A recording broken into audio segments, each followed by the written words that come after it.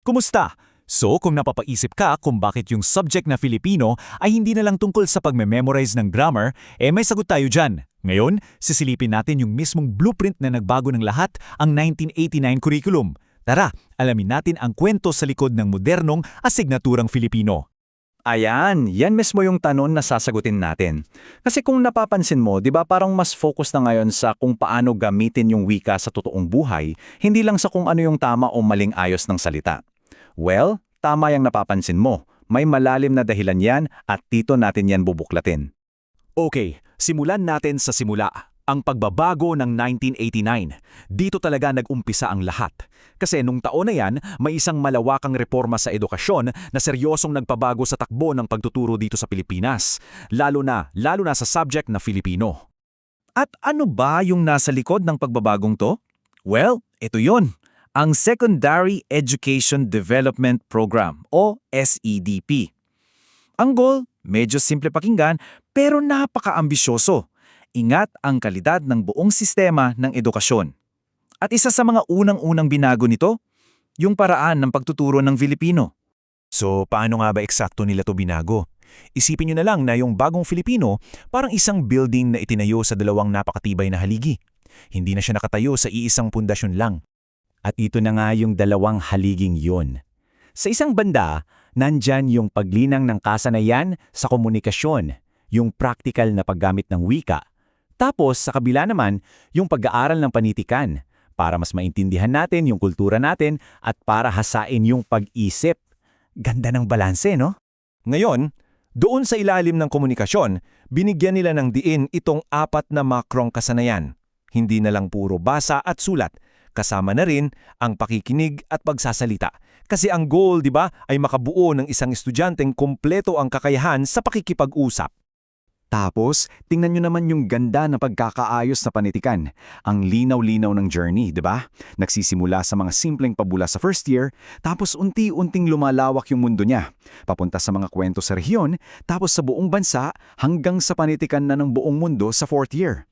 Ang talino ng pag-build up, no? Okay, next section. Kasi hindi lang yung structure yung binago kundi yung mismong utak o yung pilosopiya sa likod ng pagtuturo. Silipin natin to.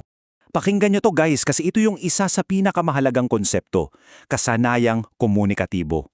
Anong ibig sabihin yan? Ibig sabihin, hindi na sapat na sa saulado mo ang mga rules ng grammar. Ang tunay na sukatan ay kung gaano ka-epektibong gumamit ng wika sa totoong buhay, sa iba't ibang sitwasyon. At paano nila ginawa yun? Dito napapasok yung napakatalinong diskarte nila, ang integratibong pamamaraan. Imbes na paghiwalayin yung lesson sa wika at lesson sa panitikan, pinagsama nila sa iisang aralin. Ang galing, di ba? At ito yung perfect example. Gagamit sila ng isang tula. So habang dinadaman ninyo yung tula, doon na rin isisingit yung lesson tungkol sa pang-uri o pandiwa. Bigla, nagkakaroon ng konteksto yung grammar. Hindi na siya parang listahan lang ng rules na kailangang i-memorize. Pero hindi pa dyan natatapos. May dalawa pang super importanteng sangkap na idinagdag. Una, yung pagpapahalaga para mahubog yung karakter at pagmamahal sa bayan. At pangalawa, sinadya talaga yung paglinang sa higher order thinking skills. Kasi ang goal, hindi lang mag-memory yung estudyante, kundi matutong mag-isip, magsuri at magtanong. Okay, so ang ganda ng mga konsepto, di ba? Ngayon, tingnan natin kung anong itsura ng lahat ng to sa 4 na taon ng isang high school student. Ano yung naging journey niya? Grabe ang linaw ng plano, no? Kitang-kita yung pag-akyat ng level bawat taon. Magsisimula sa sarili. Tapos, lalabas para sa pakikipagkapwa. Pagkatapos, mas malalim na pagsusuri sa mga pambansang akda. Hanggang sa dulo, kaya nang gamitin yung Filipino sa mas mataas at komplikadong usapan. Talagang may pag-unlad. So sa huli, ano ba talaga ang legacy? Ano yung pinaka-importanteng naiwan nitong 1989 curriculum? Ito yung matibay na pundasyon na nararamdaman pa rin natin hanggang ngayon. At kung may isang bagay kayong tatandaan, ito yun. Ang curriculum na ito ang naglatag ng pundasyon para sa tinatawag nating learner-centered approach.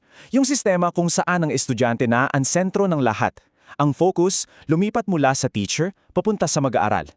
At yan, Yan yung pinakamalaking pagbabago sa pananaw. Kung dati, yung teacher parang taga-sermon lang sa harap, ngayon, naging isang gabay na siya. Isang facilitator na tumutulong sa estudyante tuklasin yung kaalaman para sa sarili niya. Ang estudyante na yung aktibong bida. At dito kita iiwan ng isang tanong.